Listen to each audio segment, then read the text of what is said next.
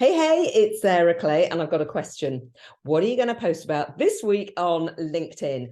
If you're struggling with what to post about on LinkedIn this week, I've got an idea for you. Another question.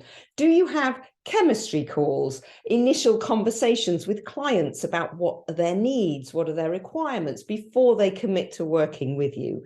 If you do, what questions do they ask you? Think of a question that you get asked a lot on your initial calls with clients and talk about that in a post this week.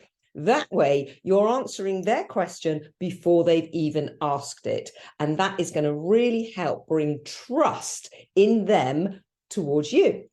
And then if there's trust, they're more likely to want to work with you. So think of a question that you get asked a lot by your potential future clients and talk about that and answer that question in your post this week.